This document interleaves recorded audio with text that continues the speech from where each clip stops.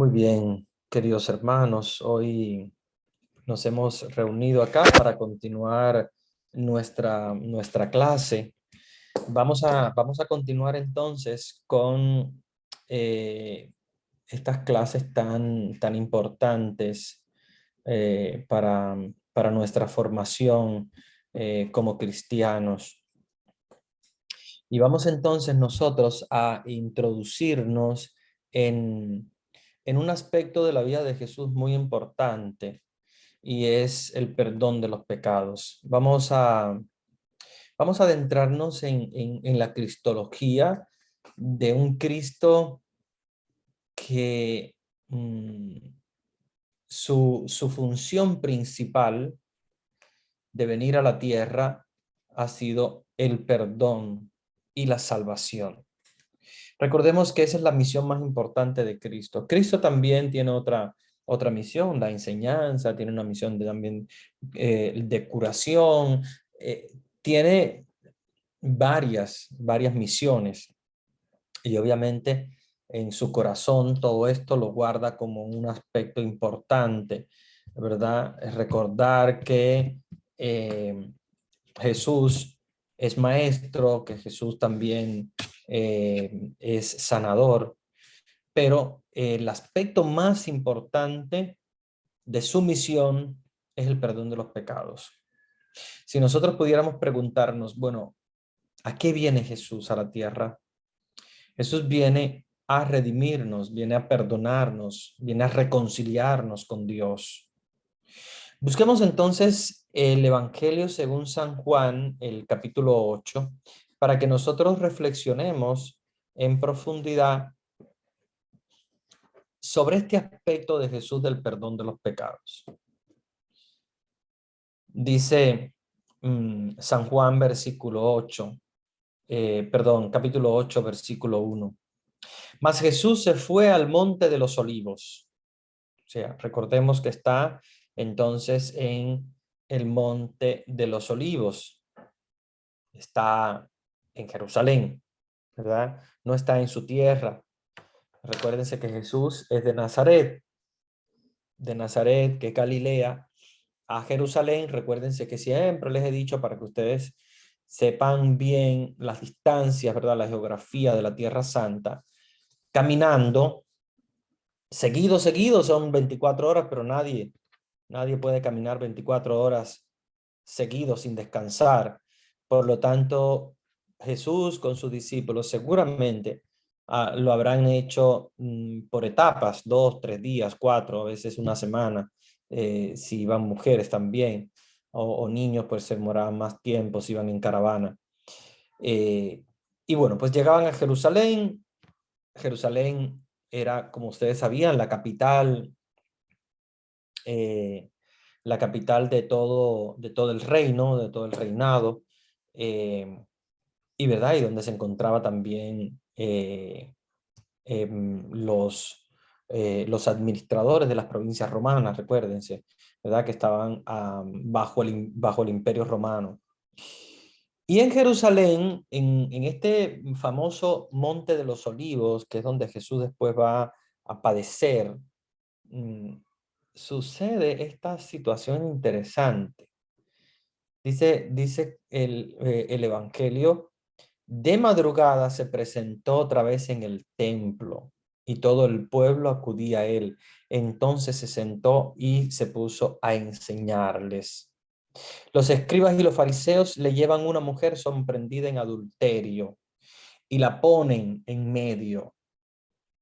Encuentran una mujer en adulterio y quieren tentar a Jesús, ¿verdad? Porque Jesús habla con una gran sabiduría, al punto que estos escribas y dicen, bueno, pero vamos a ver, vamos a buscarle como como el punto débil, ¿no? Porque si encontramos una gente que sabe de todo y tal, y dice, bueno, vamos a buscarle como el punto débil, y tratan de tenderle una trampa. Y le dicen, maestro, fíjense lo que le está diciendo, maestro, o sea, están reconociendo la sabiduría de Jesús, que no ha fallado. Seguramente les habrá hablado de las escrituras, que conoce muy bien Jesús.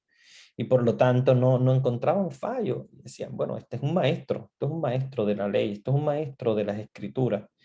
Y ellos le dicen, maestro, esta mujer ha sido sorprendida en flagrante adulterio. O sea, la hemos encontrado en el momento del adulterio. O sea, no que no nos han dicho, sino que la hemos pillado, lo hemos agarrado en adulterio. Moisés nos mandó en la ley apedrear a esas mujeres. Fíjense, aquí viene una confrontación entre el Antiguo y el Nuevo Testamento. Fíjense que ellos están justificando la lapidación, o sea, apedrear a esta mujer porque la ley de Moisés lo manda. Entonces, ellos dicen, bueno, ¿tú qué dices? Si tú conoces bien las escrituras, tú deberías decir que hay que lapidarla, o sea, que hay que apedrearla. Versículo 6, esto lo decían para tentarle, para tener de qué acusarle, pero Jesús, inclinándose, se puso a escribir con el dedo en la tierra. ¿Ven qué interesante?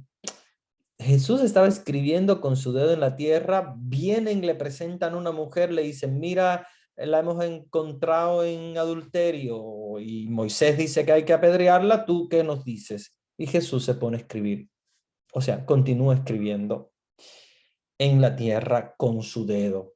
O sea, prácticamente no les hizo caso. Jesús, como quien está mirando un árbol, que está mirando un pájaro que pasa y vuelve de nuevo a lo mismo. Jesús les hace caso omiso. ¿Por qué hace caso omiso Jesús?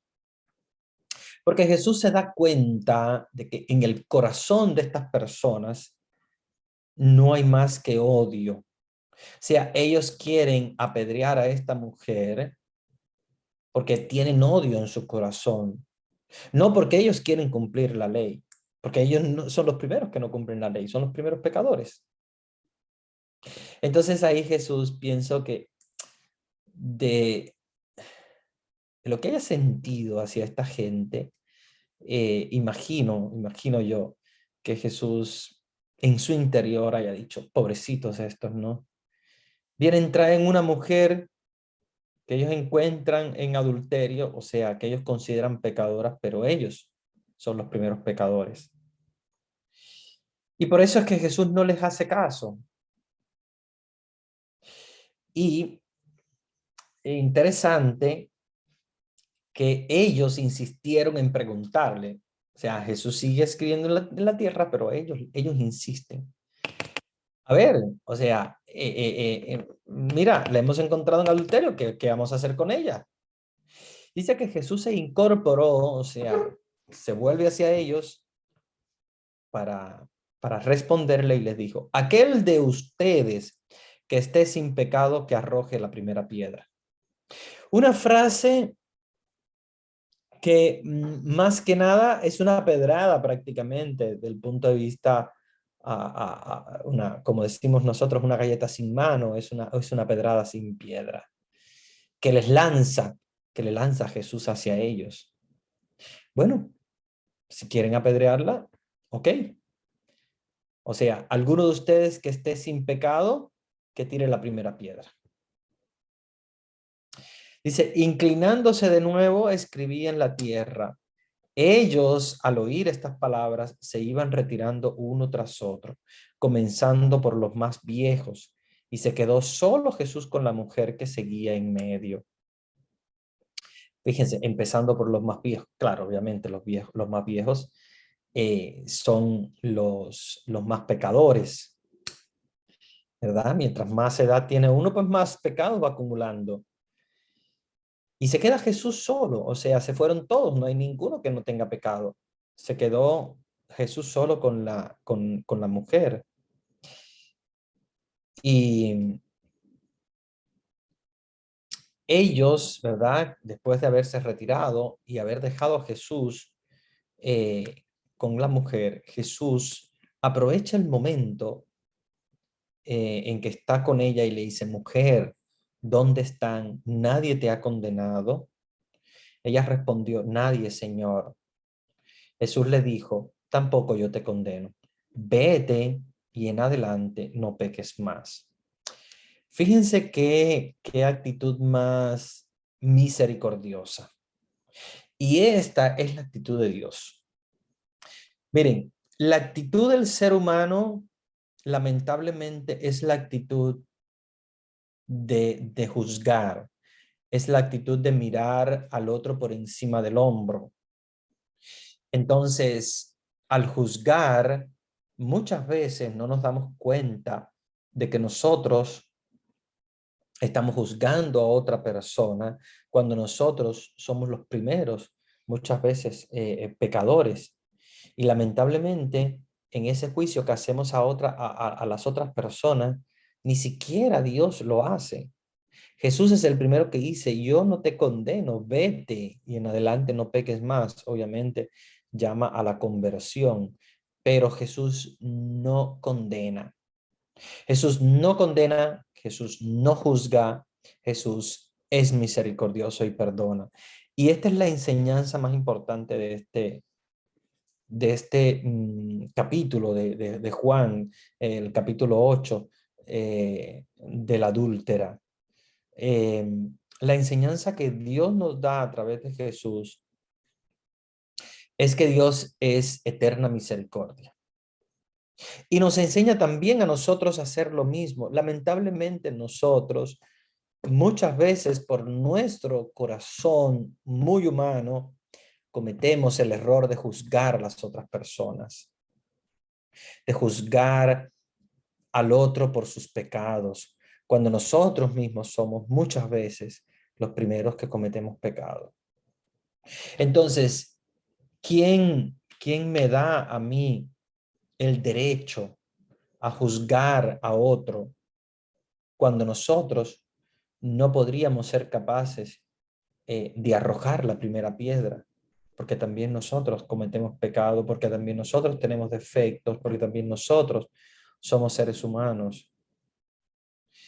Jesús, siendo Dios, es misericordioso. Y el ser humano, siendo humano que debería ser compasivo y misericordioso con sus hermanos, sin embargo, muchas veces se convierte en juez. Entonces, hermanos, aquí debemos reflexionar un poco. Yo quisiera que reflexionáramos sobre esto y fuéramos nosotros poniéndonos un poquito en esa posición de diferente manera, ¿no? Hagamos un ejercicio, pongámonos en los diferentes personajes. O sea, pensemos, ¿qué sentiría yo si fuese la adúltera, ¿no? ¿Qué sentiríamos? ¿Qué sentiríamos? La adúltera, ¿qué podría sentir? No sé, si alguien quiere compartir su reflexión, me gustaría que lo hiciera. Pueden encender su micrófono y comentar qué sentirías en este momento si tú fueras esa persona que le llevaron a Jesús, le dijeron, mira, está en pecado, y Jesús dice, no te han condenado, yo tampoco te condeno. De ahora en adelante no peques más. ¿Qué sentiríamos? ¿Qué sentimiento podríamos sentir nosotros si estuviéramos en el lugar de esa adúltera, en ese lugar, en ese momento?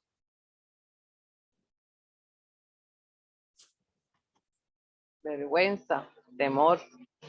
Ok, Y ante vergüenza. Jesús, con más razón.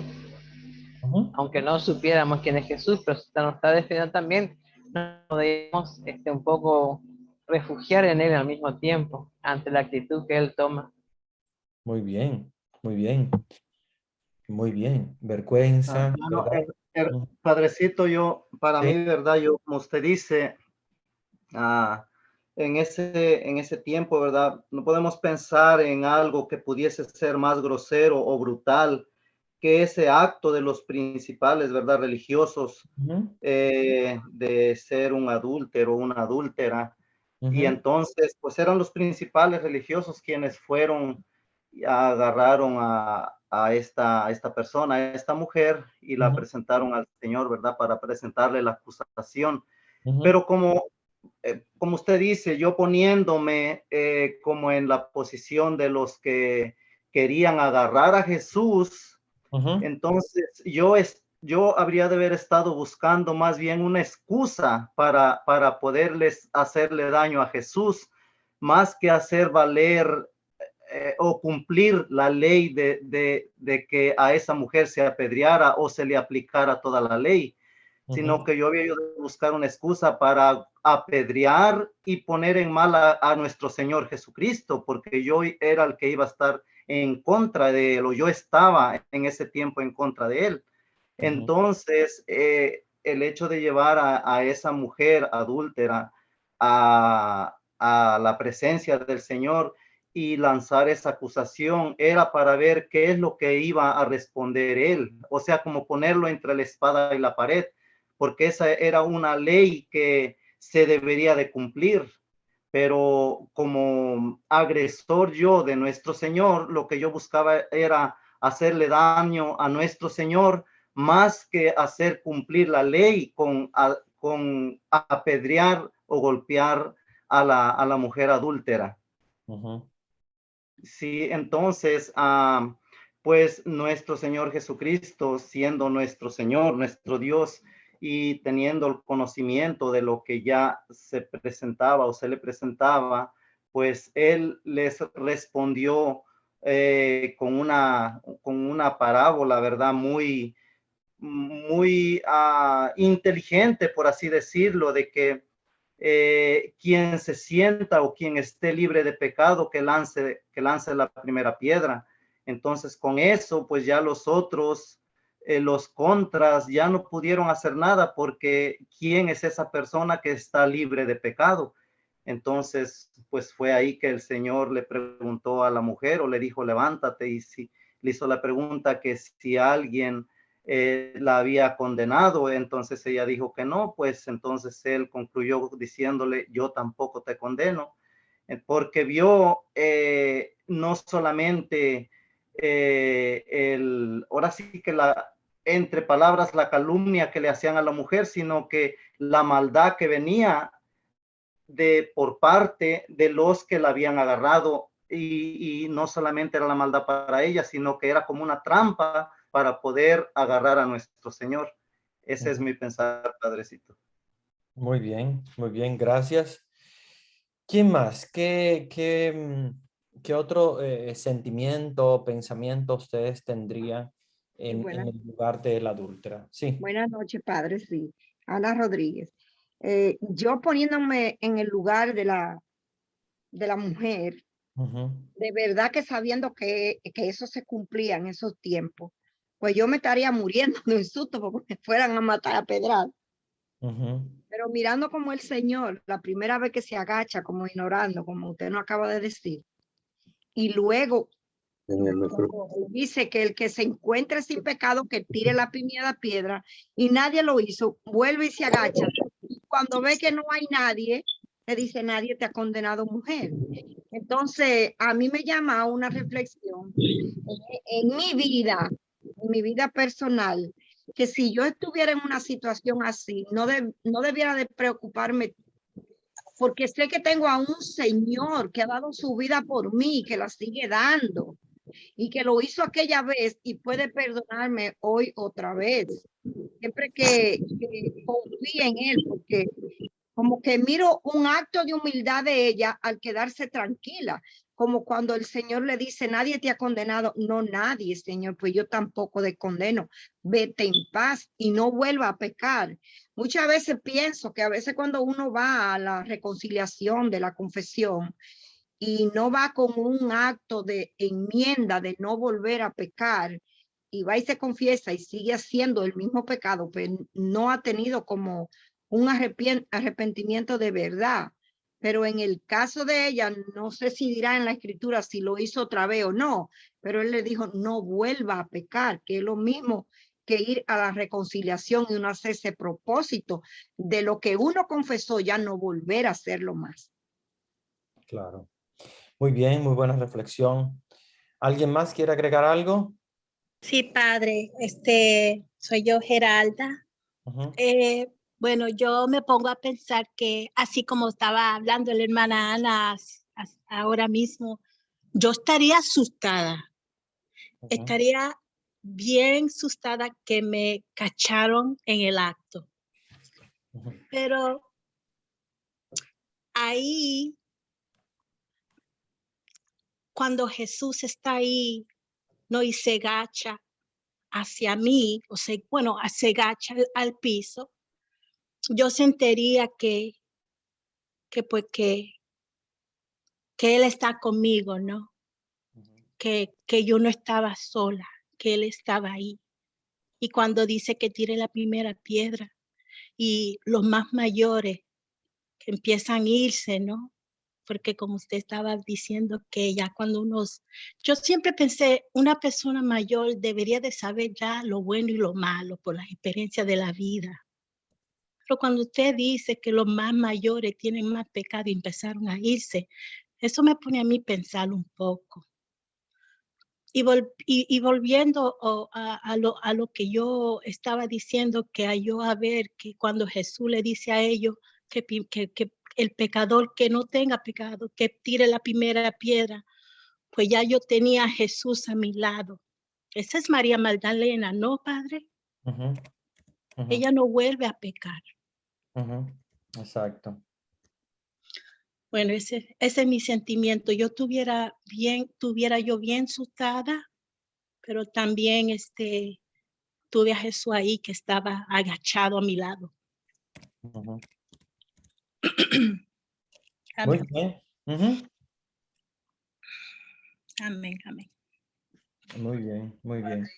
¿Sí? Padre, yo miro en este evangelio el apoyo que tenemos siempre de Jesús. El solo hecho de él hablar, decir, los que tengan pecado, que tienen la primera piedra, ya me siento apoyada.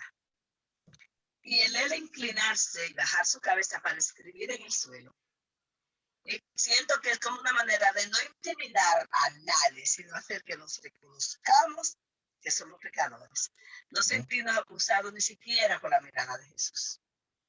Ujú. Esa mirada hacia abajo, sin mirar a nadie, para que todos nos podamos reconocer pecadores y hacer la reconciliación. Irnos, apartarnos del pecado, eso es pecado, es lo que entiendo.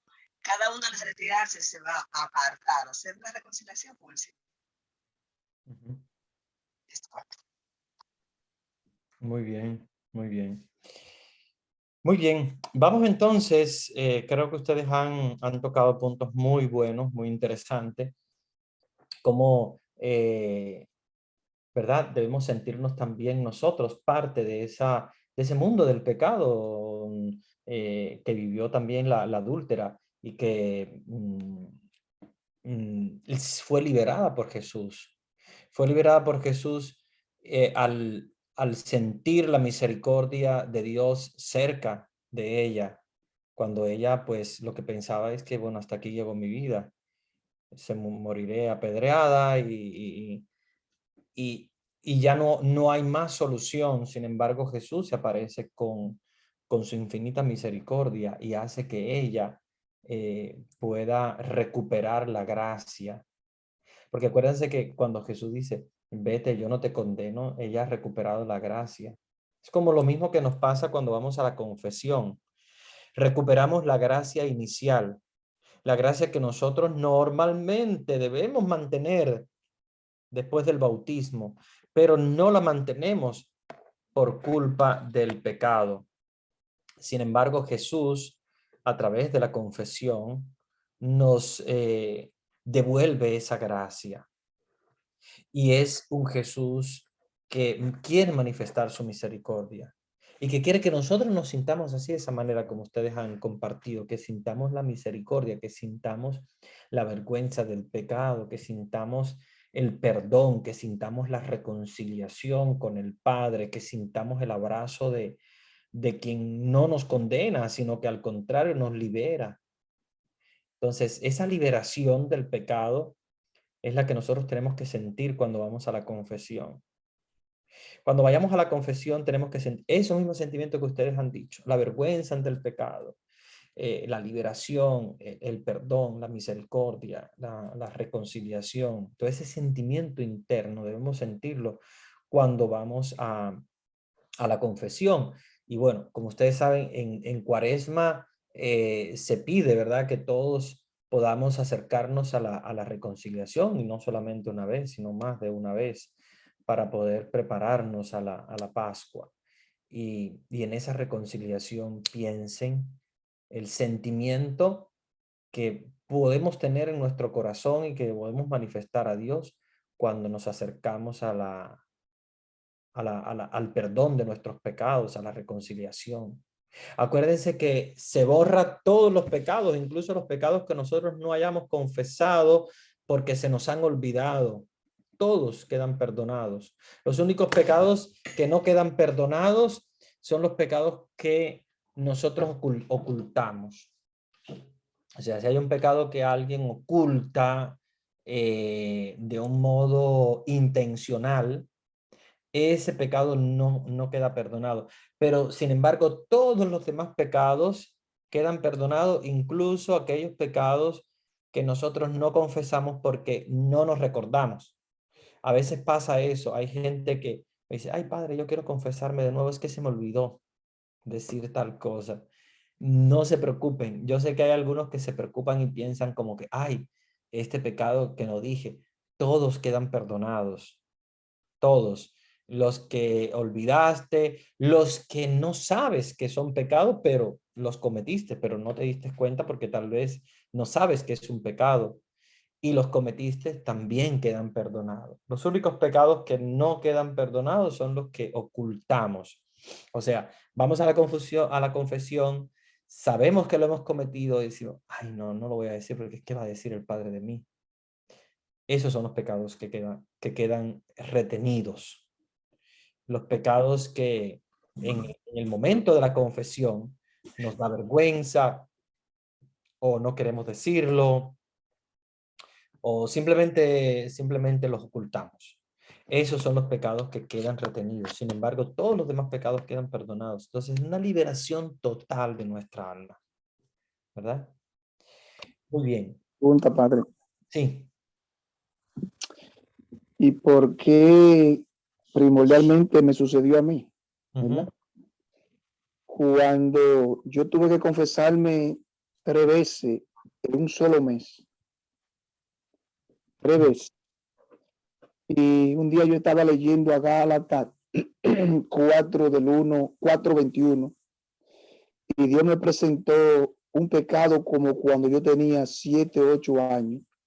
El pecado más feo, creo yo, que yo he cometido a esa edad. Y yo tuve que ir a confesarme. Y yo nunca en mi vida yo me acordé de eso. Jamás. Y Dios me lo presentó igualito. En ese momento. Yo le decía al sacerdote, aquí estoy nuevamente. Y él me dijo, sí.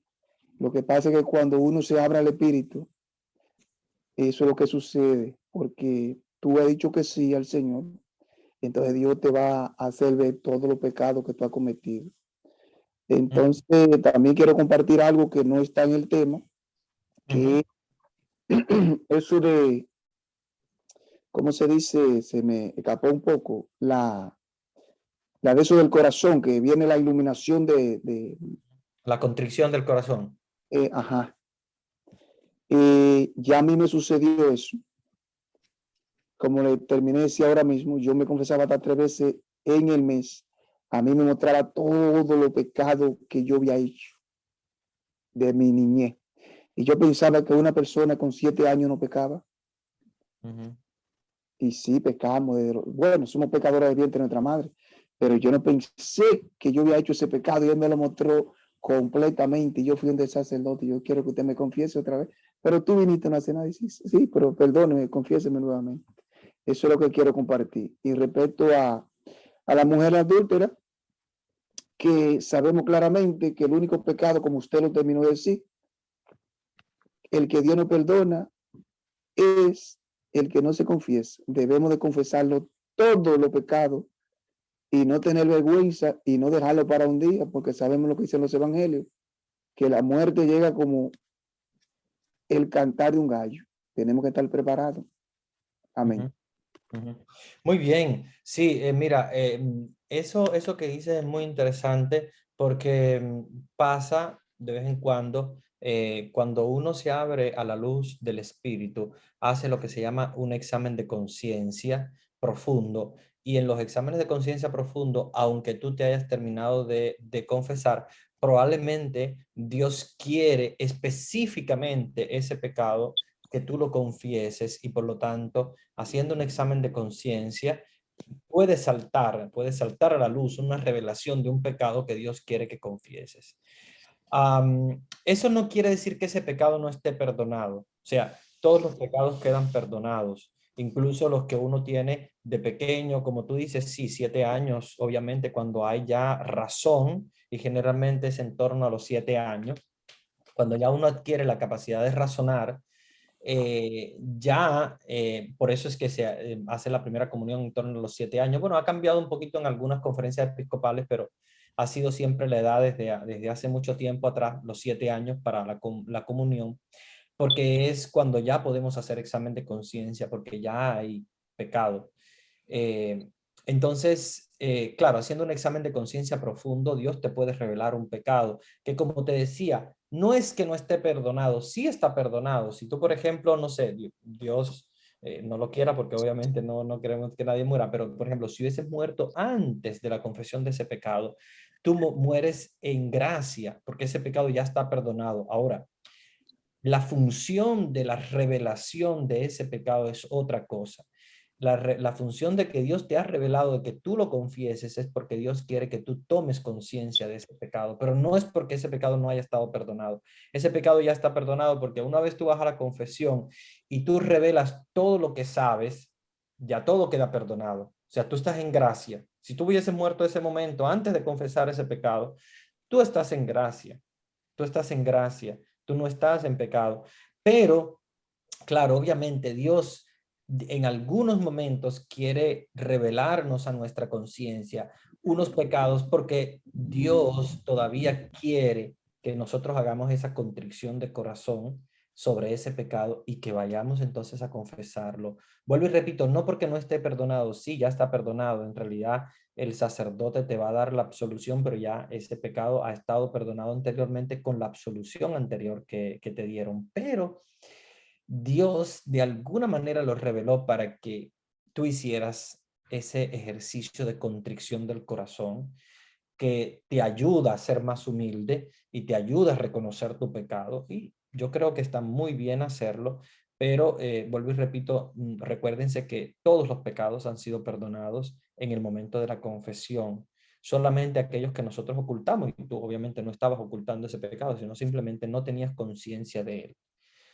Si Dios te revela en la conciencia algún tipo de pecado que obviamente tú quieres ir a la confesión, puedes hacerlo, pero tú sabes que ya está perdonado, que los únicos pecados que no han sido perdonados son los pecados que uno conscientemente oculta. O sea, que con conciencia que tú dices, no, me da vergüenza o no quiero confesarlo, etcétera. Entonces esos sí son los pecados que se retienen, pero todos los otros pecados quedan completamente perdonados.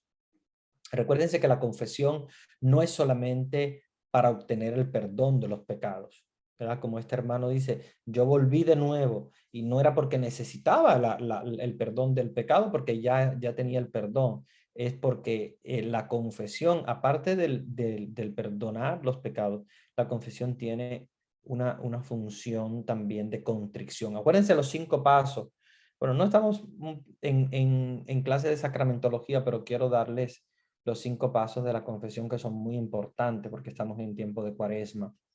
En sacramentología vamos a trabajarlo después un poquito más profundo, pero hay 5 pasos que son importantes para una buena confesión. El primero es un examen de conciencia.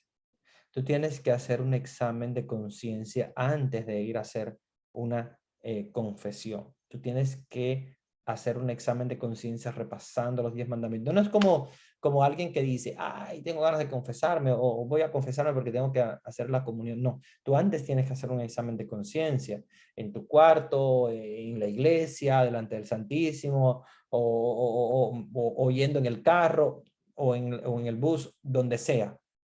Pero tú tienes que hacer un examen de conciencia. O sea, repasar desde tu última confesión cuáles son los pecados que has cometido, repasando los 10 mandamientos. O sea, primero es el examen de conciencia. Cuando ya tú has hecho un examen de conciencia, que ya tú tienes una lista de todos tus pecados, o sea, no es que tienes... Hay gente que va con su lista, hay gente que se confiesa con su lista. Yo les dejo, no estoy en contra de eso, me parece bien, pero no es obligatorio. No tienen que hacer una lista y llevar una hoja, pero sí tener en su mente, en su conciencia, cuáles son los pecados, ¿verdad? Hay gente que le ayuda a tenerlos escritos, hay gente que simplemente pues lo lleva en su mente.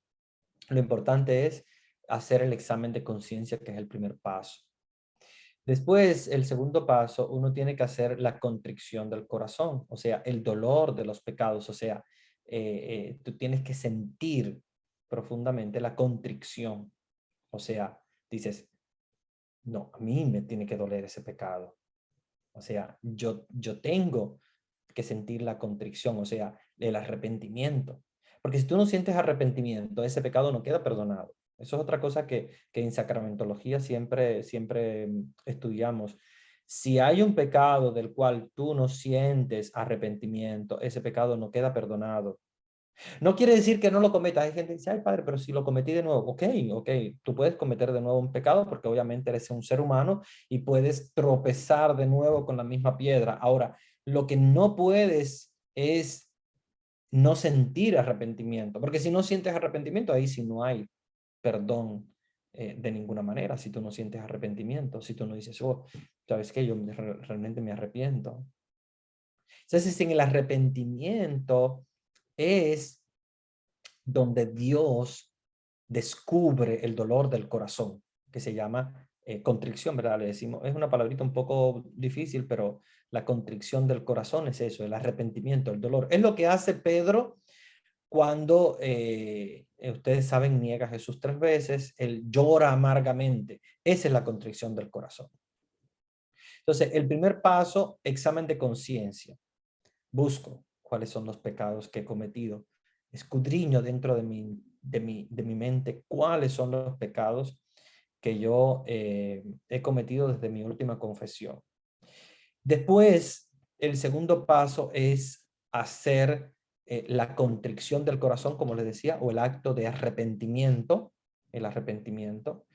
De hecho, hay una oración muy linda y ahora no se hace, pero cuando yo preparaba la primera comunión a los niños, siempre les hacía aprender que es el pésame. Pésame, Dios mío, por haber ofendido. Seguramente los más adultos acá pues se recordarán del pésame y que se daban con un puño en el pecho, ¿no? Como el sentido del arrepentimiento, pésame, o sea, me pesa, Dios mío, por haberte ofendido, por haber pecado contra ti.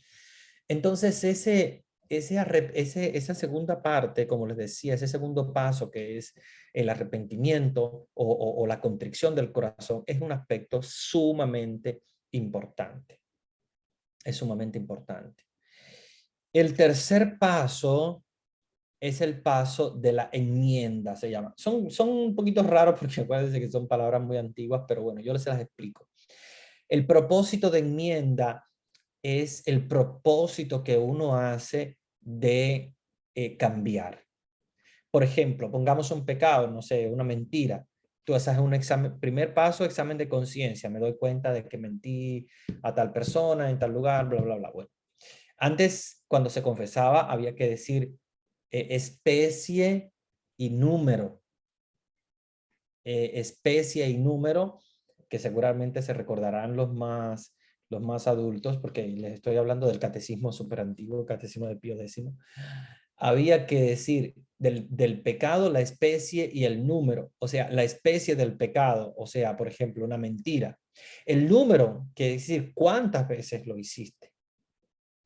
Ahora ya no se exige tanto la especie y el número, pero sí, yo veo que muchas personas ancianas que se confiesan recuerdan el proceso que hacían para confesarse, y muchos me confiesan, me dicen, bueno, cometí este pecado esta cantidad de veces. Entonces, la confesión requiere la especie y el número, o sea, la cantidad de veces. ¿Por qué? Porque acuérdense que este tercer paso, que es el propósito de enmienda, tú te propones a ti mismo y lo propones delante de Dios, no volverlo a cometer. Tú dices, ok, por ejemplo, primer paso sobre la mentira, pongamos que es un ejemplo, ¿no? Primer paso, el examen de conciencia, o sea, me doy cuenta de qué pecado cometí, cuántas veces lo cometí. Segundo paso, arrepentimiento, ¿ok? O contrición del corazón, que es lo mismo. Arrepentimiento, o sea, me arrepiento de haberlo cometido, puedo rezar el pésame o lo que sea, pero que Dios descubre en mi corazón que realmente estoy arrepentido por haberlo cometido. Tercer paso, propósito de enmienda, o sea, me propongo a mí mismo y propongo delante de Dios no cometerlo más. O sea, digo, bueno, la mentira, por ejemplo, no la voy a decir más y voy a buscar una manera de no volverla a decir. Cuarto paso es la confesión verbal ya. O sea, la confesión con el sacerdote, vas con el sacerdote y confiesa. Se llama confesión verbal porque es hablada, ¿no? Y el quinto paso es el cumplimiento de la penitencia. El quinto paso es ya el sacerdote te da una penitencia y tú cumples la penitencia. Cuando has terminado esos 5 pasos, ya tus pecados han sido completamente perdonados. Pero tenemos que completar el ciclo, desde el examen de conciencia hasta el final. Entonces, repasemos de nuevo los 5 pasos. Primero, examen de conciencia. Segundo, contrición del corazón o arrepentimiento. Tercero, propósito de enmienda, o sea, propósito de no cometerlo de nuevo. Cuarto paso, confesión verbal, la confesión, ¿verdad? Y el quinto paso es el cumplimiento de la penitencia.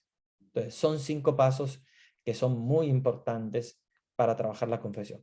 Se los he querido dar, aunque no estamos en clase de sacramentología, porque esto ya no es de Biblia, es de sacramentología. Se los he querido dar porque yo sé que hay muchas personas que necesitan una formación sobre la confesión, porque a veces quieren confesarse, no saben qué hacer. Entonces, traten siempre de llevar estos 5 pasos porque les va a ayudar mucho a hacer una buena confesión. Y yo, de todos los 5 pasos, el que veo que es más importante de todos, sobre todo porque es el que cuesta más trabajo, es el examen de conciencia. Entonces, yo les aconsejo, hay muchos exámenes de conciencia, incluso en el internet. Si ustedes buscan examen de conciencia para la confesión, pues, le va a llover examen de conciencia. Hay muchísimos, porque se han hecho muchos. Hay algunos que son bien detallistas y son muy explícitos y son muy largos, pero son muy buenos, que te ayudan a hacer un examen de conciencia a través de preguntas. Por ejemplo, van repasando los 10 mandamientos desde el primero al último y te van haciendo preguntas. Por ejemplo, el primer mandamiento, ¿no? Cuando uno dice amar a Dios sobre todas las cosas, y dice, no, pues yo sí he amado a Dios y sobre todas las cosas, sí, no he cometido pecado. Pero el examen de conciencia te ayuda porque el examen de conciencia tiene preguntas muy específicas. Y por ejemplo, una pregunta específica sobre ese mandamiento es si tú de alguna manera has leído o confiado en el horóscopo. Entonces, si lo has hecho, has faltado al mandamiento de amar a Dios sobre todas las cosas, ¿verdad? Entonces, es importante hacer un examen de conciencia porque a veces uno dice, el examen de conciencia, y entonces te viene a la mente como algunos pecadillos de aquí, de allá y tal, pero no es un verdadero examen de conciencia. Por eso hay algunos que lo anotan porque hacen un examen de conciencia muy minucioso y van anotando a través de las preguntas que hace los exámenes hay exámenes de conciencia muy buenos, ya les digo, hay muy buenos. Se buscan en internet, hay muchísimos que son preguntas. Por ejemplo, ese mismo, si uno ha acudido a actos de espiritismo, de brujería, a lectura del tarot o del horóscopo, etcétera, que son faltas a los mandamientos, pero que uno como que no hace el examen de conciencia profundo, entonces va directamente a ver, que he cometido pues una mentira aquí, y entonces no es un examen de conciencia profundo, sobre todo en Cuaresma. Yo diría que al menos una vez al año, claro, hay gente que se confiesa cada 15 días, hay gente que se confiesa una vez al mes, está bien, pero si no tienes posibilidad, porque muchas veces es difícil encontrar al sacerdote, al menos una vez al año hacer un buen examen de conciencia, sobre todo en Semana Santa o en Cuaresma, hacer un buen examen de conciencia, buscar, como les digo, en internet hay muchos modelos de examen de conciencia que uno puede buscar, examen de conciencia para la confesión, y vas buscando el que te guste, ¿verdad? Que sea detallista, que pueda ayudarte a hacerte un examen de conciencia, porque al final es tu examen de conciencia propio, ¿eh? Nadie tiene que meterse en eso, ni el sacerdote ni nadie. Cada quien hace su propio examen de conciencia, porque nadie puede juzgar a nadie. Pero si haces un buen examen de conciencia y usas una buena herramienta de examen de conciencia, los otros 5 pasos ya son más fáciles. Mucho más fácil, pero el más difícil es el examen de conciencia. Yo me doy cuenta que muchas personas que van a confesarse no han hecho un buen examen de conciencia. Incluso hay algunos que llegan y te dicen, padre, ¿sabes qué? Yo no sé qué pecado he cometido porque yo no he hecho nada malo. Entonces digo, pues a ver, que viene a confesarse. No, pues a recibir una bendición. Digo, pues no es entonces una confesión, recibir una bendición. Entonces es muy importante tener un buen examen de conciencia, porque si uno no llega a la confesión diciendo, bueno, pues en realidad yo no soy tan malo, y es verdad, no somos tan malos, pero no se trata de ser malo, se trata de hacer un buen examen de conciencia para que tú puedas hacer un buen arrepentimiento de tus pecados, un buen propósito de enmienda y una buena confesión. Una buena confesión, porque es importante para una buena confesión hacer un buen examen de conciencia. Bueno, les he dado una clase de sacramentología. No era lo que esperaba, pero voy a responder algunas preguntas del chat antes de pasar al siguiente tema. Padre, ¿cada cuánto tiempo se puede confesar? Bueno, la iglesia pide mínimo una vez al año. O sea que más de un año no.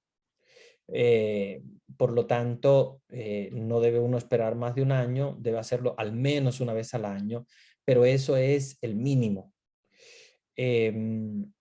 Lo normal, la frecuencia con la cual uno debería hacerlo, depende de su propia conciencia, ¿no?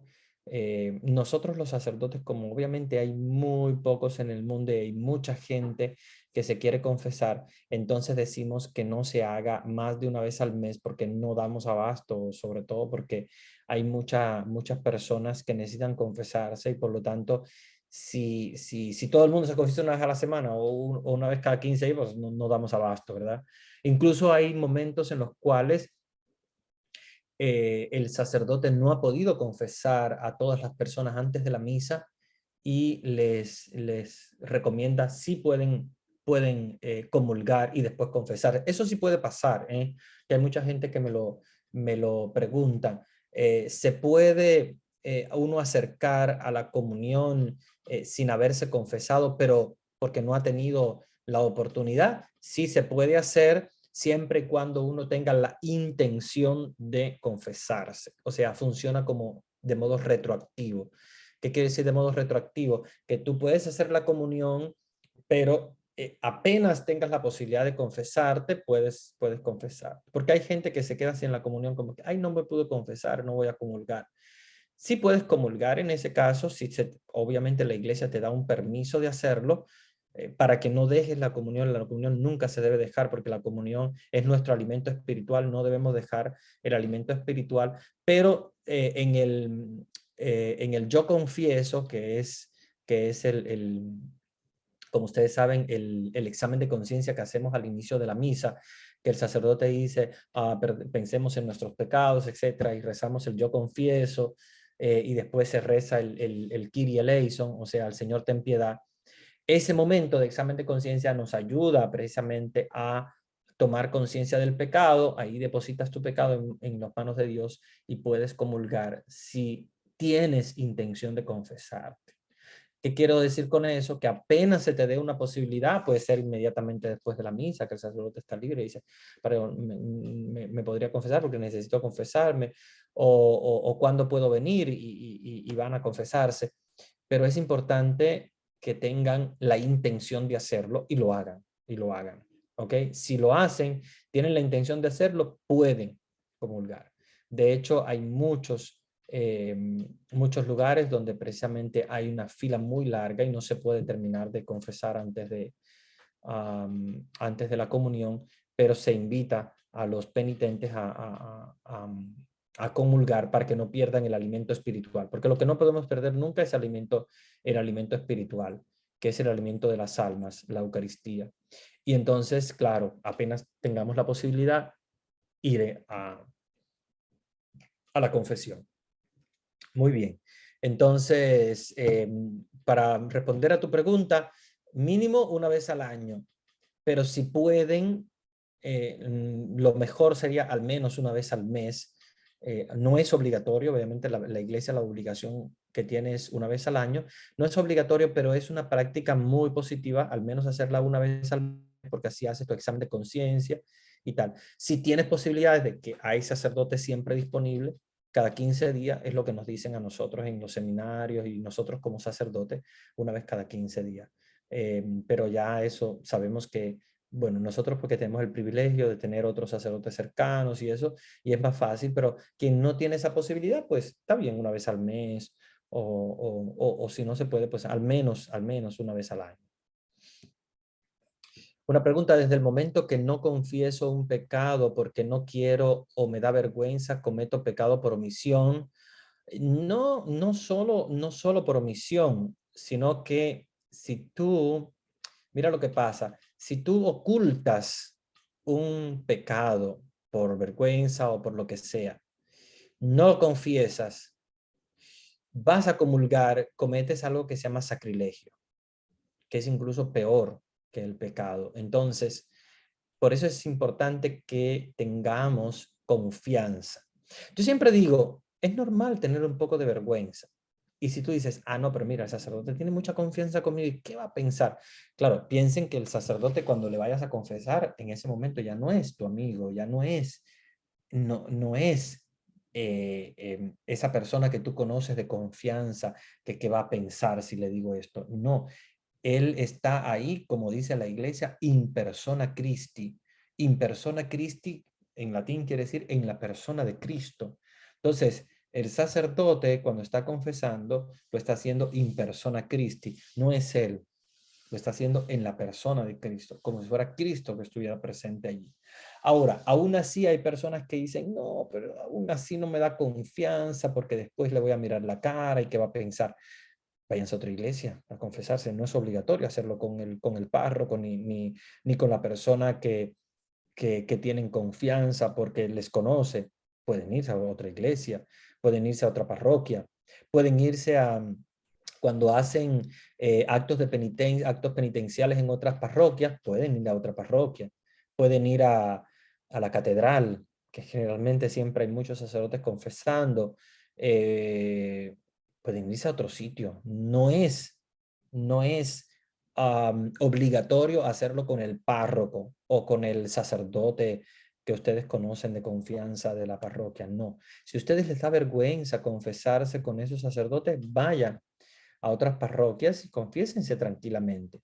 Hay parroquias que tienen muchos sacerdotes, sobre todo, por ejemplo, dominicos, generalmente tienen muchos, bueno, las congregaciones casi todas tienen igual jesuitas y franciscanos. Los franciscanos tienen muchos también sacerdotes y muchas veces están confesando a diferentes horas, preguntan, llaman por teléfono, qué horas son las confesiones y pueden participar en esa otra parroquia, a confesarse allí. No hay problema ninguno, absolutamente, absolutamente. Pueden hacerlo con confianza.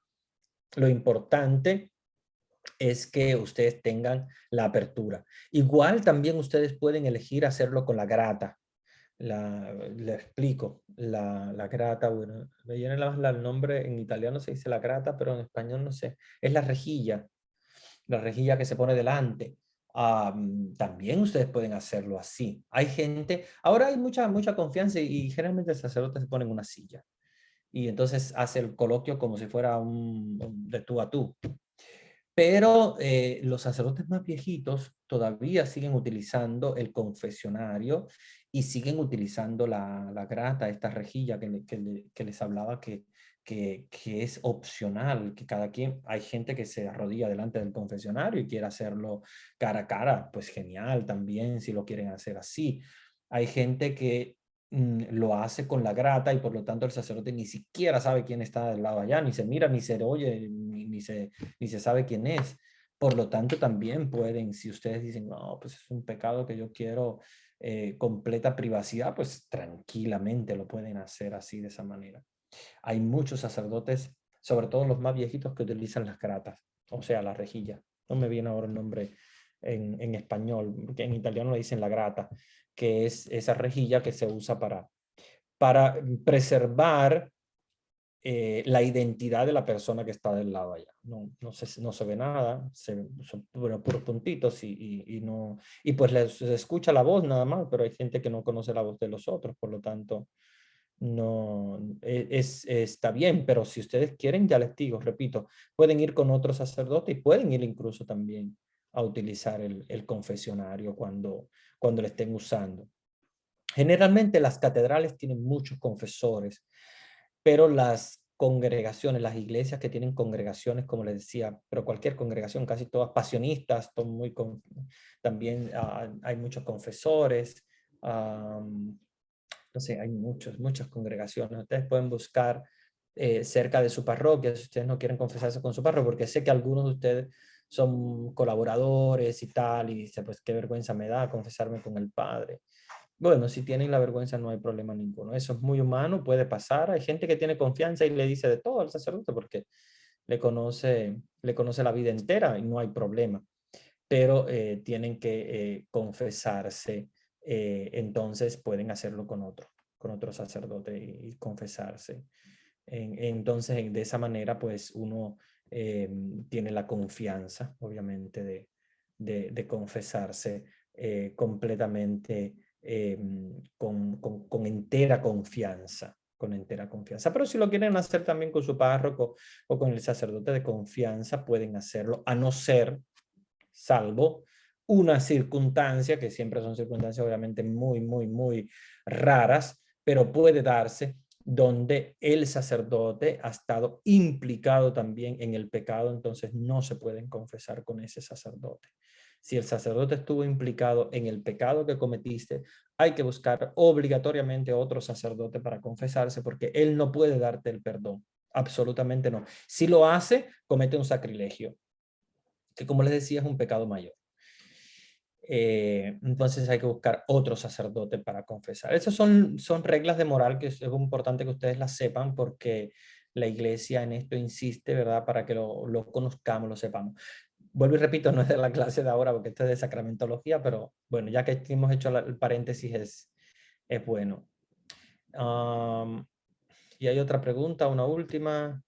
Padre, si es un pecado mortal, aún así puedes recibir la comunión aunque tengas la intención de confesarte.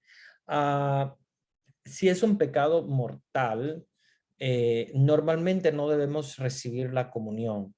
En ese momento tú puedes hacer un examen de conciencia y obviamente pues tratar de confesarte lo antes posible y no recibir la comunión cuando obviamente ya es un pecado mortal.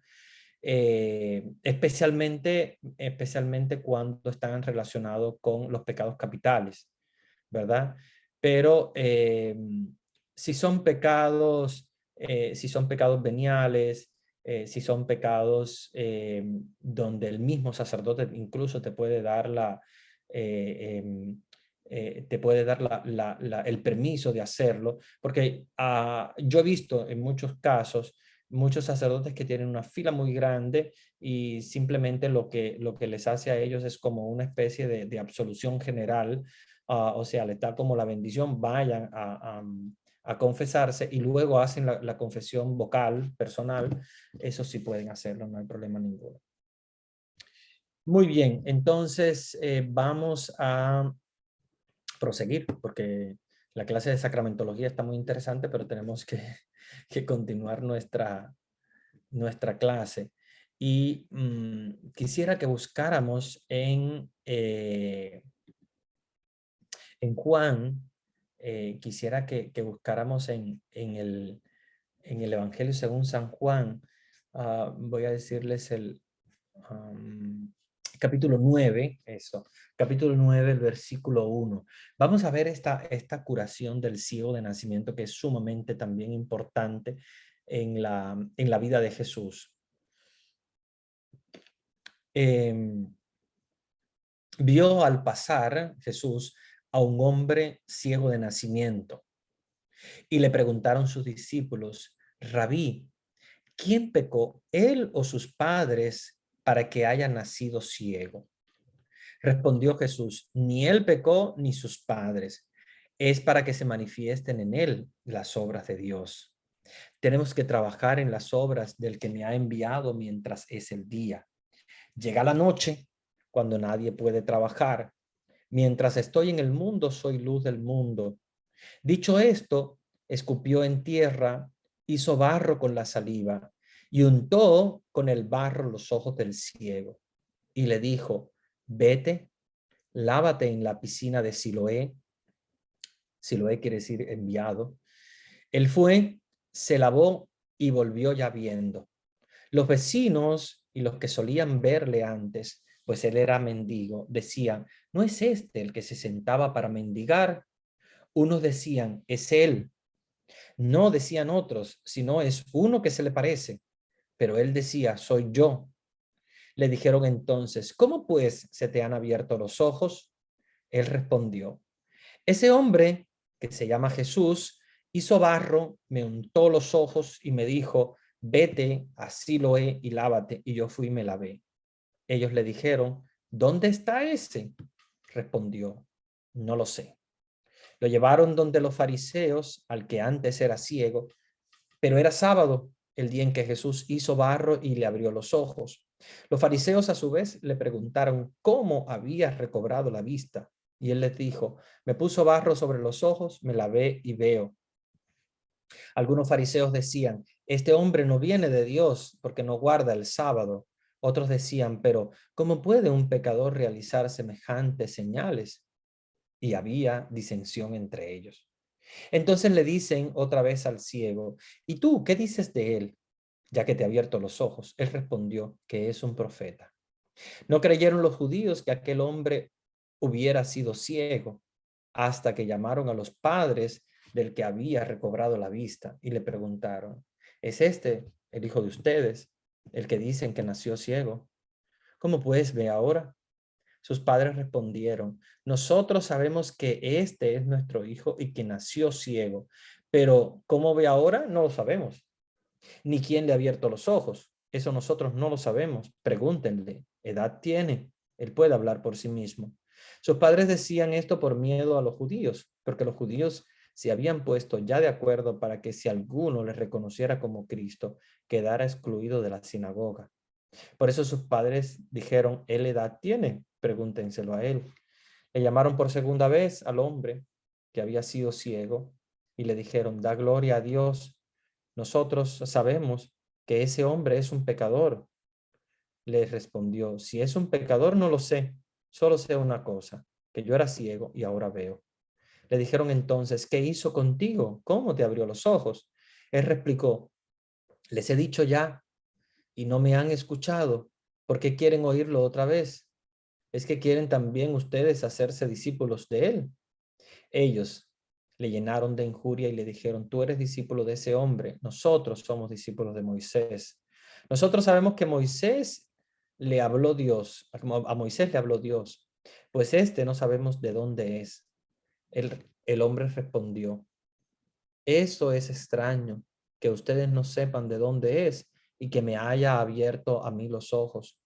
Sabemos que Dios no escucha a los pecadores, mas si uno es religioso y cumple su voluntad, a ese le escucha. Jamás he oído decir que alguien haya abierto los ojos de un ciego de nacimiento. Si no viniera de Dios, no podría hacer nada. Ellos le respondieron: has nacido todo entero en pecado y nos das lecciones a nosotros, y le echaron fuera.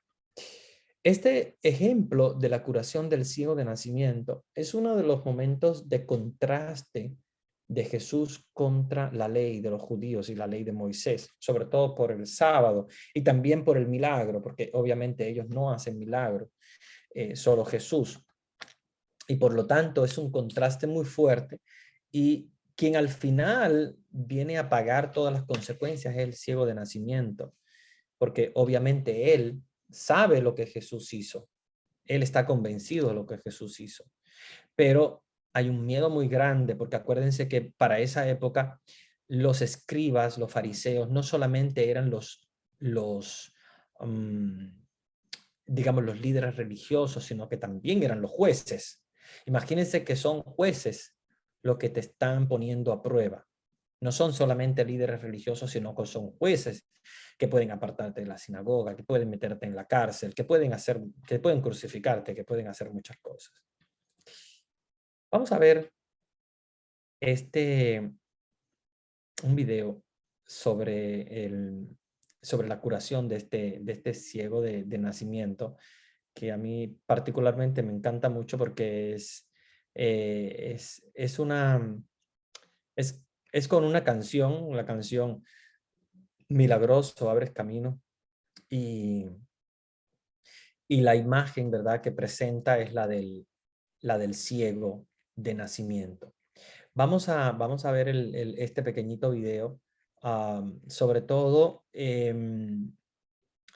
viendo cómo Jesús logra, ¿verdad?, hacer el milagro de esta persona que estaba condenado por una situación física, del cual, como él explica a los discípulos suyos, no es culpa de sus padres, ni es culpa tampoco de él. Él no tiene culpa ninguna. No es que él haya nacido en pecado, como pensaban los judíos, ¿verdad?, que el pecado haya producido esa ceguera de nacimiento, porque obviamente no puede haber él hecho ningún pecado, porque nació así.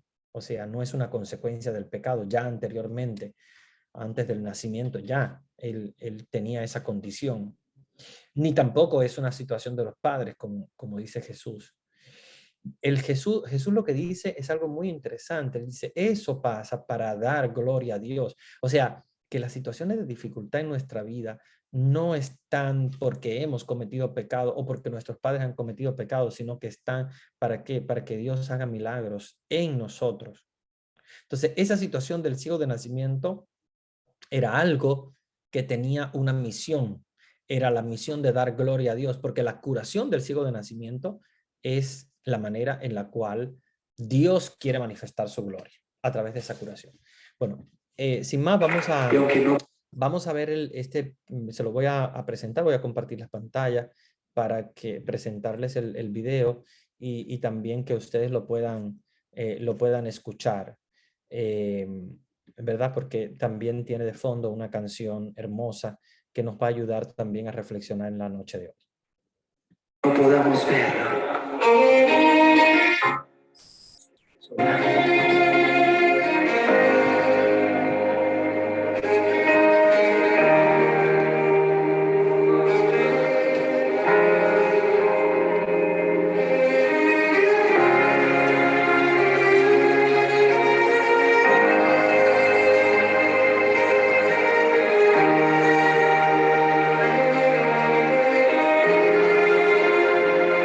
Aquí estás,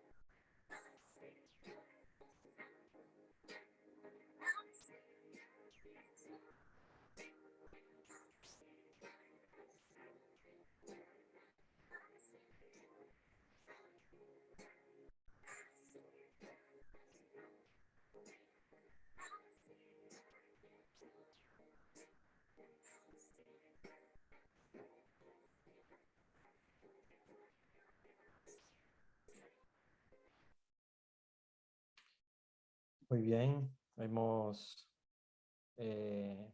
escuchado, ¿verdad? Esta canción y a la vez también hemos visto este video, ¿verdad? Que nos recuerda ese momento en el cual Jesús quitó de los ojos, ¿verdad? Esas escamas de los ojos del ciego de nacimiento y cómo en ese milagro Jesús manifiesta su gloria. Este es un texto sumamente importante, este texto de Juan, el capítulo 9. Como les decía, hay aspectos muy importantes en él y el aspecto primero que salta a la vista es la situación de pecado y la enfermedad física. Jesús deja bien claro en ese texto que no hay enfermedad física que esté provocada por el pecado, ni de sus padres ni de él. Y esto lo deja bien claro Jesús. No hay una relación entre enfermedad física y pecado. La enfermedad física, según dice Jesús, está allí para manifestar la gloria de Dios. ¿Y cómo se manifiesta la gloria de Dios? A través de la curación. Por eso es que Jesús dice que esa enfermedad con la cual él nació está allí para manifestar la gloria de Dios. Y la gloria de Dios se manifiesta a través de la curación que hace Jesús. Otro aspecto importante, ¿verdad? Como sabemos, es la disputa entre Jesús y los judíos. ¿Por qué? Porque es en sábado. Pero no solamente porque sea en sábado, sino porque cura. O sea, para los judíos no puede curar porque para los judíos Jesús es un hombre pecador. No es enviado de Dios. Por lo tanto, no puede hacer milagros y por eso es que ellos tratan de desmentirle. Y por otra parte, es peor cuando lo hacen el día del sábado, que para ellos es un día donde no se puede absolutamente ni siquiera realizar una curación. Entonces, fíjense qué importancia tiene el reconocer a Jesús como el Señor y Salvador, porque a través del reconocimiento de Jesús como Señor y como Salvador viene la curación espiritual y también física. Recuérdense que Jesús casi siempre cuando hace una curación siempre comienza diciendo tus pecados están perdonados. Obviamente el ciego de nacimiento no lo hace porque ya implícitamente está en él. Cuando Jesús hace una curación, cura interno, o sea, espiritualmente y también materialmente, o sea, físicamente. Entonces, una curación material, física, pero es una curación también espiritual. Y el otro aspecto importante que sale a la vista es el uso del barro. Vean cómo el uso del barro en la Biblia se usa de diferentes maneras. Ahora, ustedes saben que en el miércoles de ceniza usamos la ceniza para recordar el polvo, ¿verdad? El polvo de la tierra. Jesús hace barro con el polvo de la tierra, ¿verdad? Recordando nuestra naturaleza. O sea, de allí venimos y allí vamos, ¿verdad? Como dice Jesús, desde el punto de vista material. Y Jesús está haciendo una curación física, material. Usa barro con ese simbolismo de recordarnos de dónde venimos nosotros y a dónde vamos. Y ese mismo barro, que es el que en la Biblia se hace referencia al alfarero, ¿verdad? De quien se pone en las manos de Dios y se deja moldear como el barro. Entonces, hay muchos aspectos muy interesantes, igual también Jesús en el versículo 5 dice, yo soy la luz del mundo.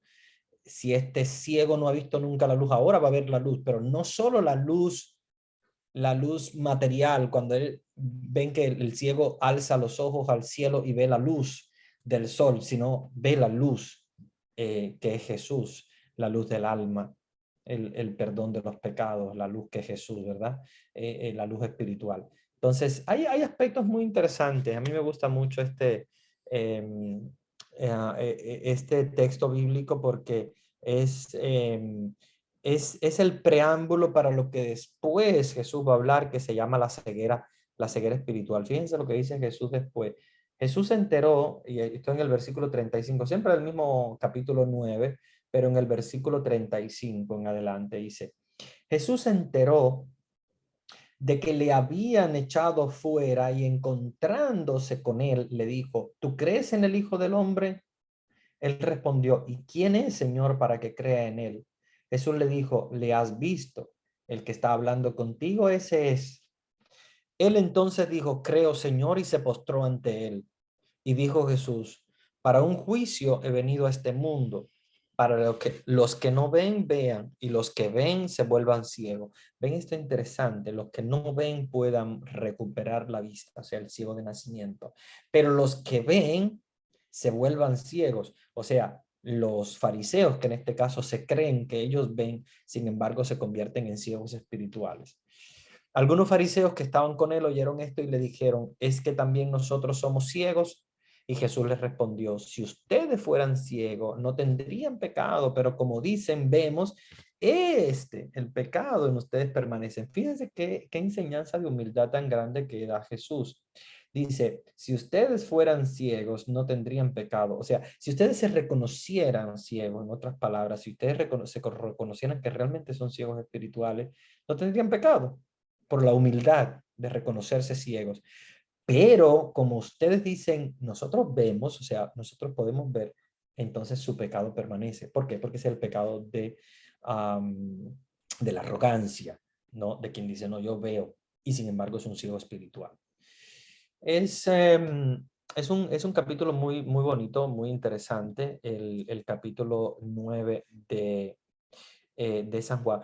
Luego viene en el capítulo 10 que nos habla del buen pastor y como nosotros conocemos muy bien, este es uno de los textos más usados por la iglesia cuando hablamos, ¿verdad?, del magisterio, del sacerdote, del pastorado, ¿verdad? Y hay aspectos muy interesantes aquí. El Papa Francisco creo que encarna mucho este texto porque el Papa Francisco nos dice que los sacerdotes tenemos que ser pastores con el olor de oveja.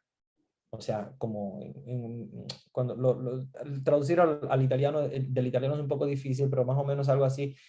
Él quiere decir como que el pastor tenga la peste de la oveja, o sea, que se huela que hay, que ha logrado cargar en sus hombros las ovejas. Esto lo dice queriendo decir que el sacerdote debe involucrarse también con el pueblo, debe involucrarse con la gente y poder también ser parte del pueblo, de la gente, poder conectarse con la gente, recoger la oveja perdida, echársela en los hombros, ¿verdad?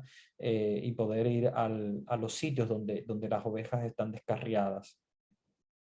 Y este es el sentido del capítulo 10 de San Juan, donde Jesús en 10:14 nos dice, yo soy el pastor y conozco mis ovejas, y las mías me conocen a mí.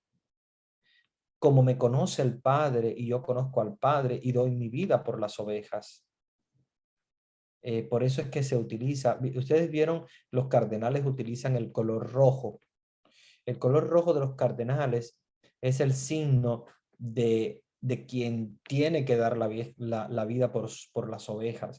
Quien entra en el cardenalato como cardenal tiene que estar dispuesto a incluso el martirio. Entonces, por eso es que los cardenales utilizan el color rojo en sus vestiduras. Ustedes ven que el obispo es el color violeta, morado. Sin embargo, el color de los cardenales es rojo, porque es el símbolo de quien ya está preparado y dispuesto incluso a dar su vida por Jesús. Entonces tiene que ser un pastor que realmente esté involucrado con su rebaño, al punto incluso de ser capaz de dar su vida por las ovejas.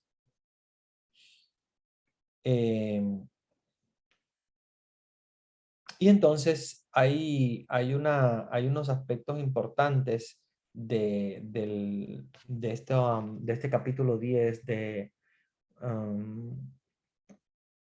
donde Jesús precisamente habla del redil, ¿no? de su rebaño. Cuando nos dice en el versículo 16, también tengo otras ovejas que no son de este redil. También a esas las tengo que conducir y escucharán mi voz, y habrá un solo rebaño y un solo pastor. Jesús se refería en ese caso, cuando habla de otras ovejas, es de todo, obviamente, el mundo que no se conocía hasta ese momento, y que la palabra de Dios solamente había llegado a la Tierra Santa, a Israel, pongamos, ¿no? Palestina. Pero más allá de las fronteras de Palestina, el evangelio todavía no había llegado. Entonces Jesús está diciendo, también tengo otras ovejas, porque hay otras personas también que tienen que escuchar la voz. Y habrá un solo rebaño y un solo pastor, ¿verdad? Y sabemos que el pastor es Jesús, y es un solo rebaño, ¿verdad? Todos los que creemos en él. Esto es un aspecto muy interesante que la iglesia desde el principio consideró, a pesar de que la iglesia se dispersó en el mundo, diferentes regiones, diferentes países, pero bajo un mismo pastor, ¿verdad? Bajo una misma iglesia. Y esto es la unidad que queremos siempre, ¿verdad? La unidad de todos los cristianos, que rezamos también el Viernes Santo, para que Dios nos unifique. Bueno, ahora mismo me doy cuenta de un mensaje en el chat donde nos dice, Padre, no veo ya nada. Espero que hayan visto el video. Bueno, yo les compartí la pantalla, no sé si tal vez algunos la habrán visto, otros no, no sé si tal vez por alguna situación de la conexión que hayan tenido, pero yo espero que sí les haya compartido la pantalla, ¿no? Bueno, ustedes me dicen si no lo vieron, pero espero que sí lo hayan podido disfrutar ese video. Ya llegamos al final. Bueno, aquí dice que me hizo llorar, o sea que se ve que sí lo vieron. Ok, gracias. Sí, es un video muy interesante. A mí también me hace un poco saltar las lágrimas porque es un video muy lindo, o sea, ver a Jesús, lo que hace, el milagro, y luego también la letra de la canción ayuda mucho, sobre todo para reflexionar el poderoso Jesús, ¿verdad? Que hace milagro. Es hermoso, es hermoso. Sí, realmente es muy, muy emotivo. Bueno, voy a darles la bendición porque ya estamos llegando al final de nuestra clase de hoy, y les voy a dejar como tarea para que ustedes lean de la Biblia, porque es lo que luego vamos a trabajar. Es Juan 11, que es la muerte de Lázaro. Vamos a trabajar ese texto el próximo martes. Entonces quisiera que ustedes leyeran el capítulo 11 del Evangelio según San Juan, que es la muerte de Lázaro. Ustedes la conocen bastante bien, pero quiero que hagan una lectura como la he hecho yo ahora. O sea, busquen aspectos como los que vimos en la adúltera, y lo que vimos también en la curación del ciego de nacimiento. Busquen aspectos que estén escondidos, pero que sean importantes, que me digan algo. Por ejemplo, yo les comentaba el uso que hizo Jesús con el barro en el ciego de nacimiento, el hecho de ser una curación de sábado. el hecho de que sus discípulos comentaban de que si el ciego de nacimiento había nacido con pecado, eran él o sus padres, que son aspectos importantes, ¿no? Para hacer la exégesis. Entonces, en Lázaro, busquen cuáles son los aspectos importantes que aparecen. O sea, cuáles son los signos que te dan algo más allá del texto, ¿ya? Entonces, leyéndolo completito, el capítulo 11, que bueno, es todo sobre Lázaro. Primero está la muerte de Lázaro, luego el discurso de Jesús, resurrección y vida. Luego viene Jesús que llora ante la tumba de Lázaro y la resurrección de Lázaro. Y al final termina el capítulo, desde el versículo 45 en adelante, el complot que hay para matar a Jesús, porque obviamente ya Jesús había hecho muchos milagros, curaciones y ahora una resurrección. Y por lo tanto hay un complot para matar a Jesús. Entonces, con eso se termina el capítulo 11. Van a leer todo el capítulo 11 y busquen aquellos aspectos que son importantes y que son elementos exegéticos. Cuando digo elementos exegéticos, son elementos que me dan algo más allá. Por ejemplo, lo que les comentaba, bueno, ¿por qué Jesús usa barro a la hora de curar al ciego de nacimiento? Esos signos que Jesús usa, ¿cuáles son? Por ejemplo, aquí en el caso de la resurrección de Lázaro, ¿ya? Y bien, voy a dar la bendición para que vayan a dormir en paz. El Señor esté con ustedes. Y con tu espíritu. Y la bendición de Dios Todopoderoso, Padre, Hijo y Espíritu Santo, descienda sobre ustedes y permanezca para siempre. Amén. Muy bien, hermanitos, que tengan una linda noche. Les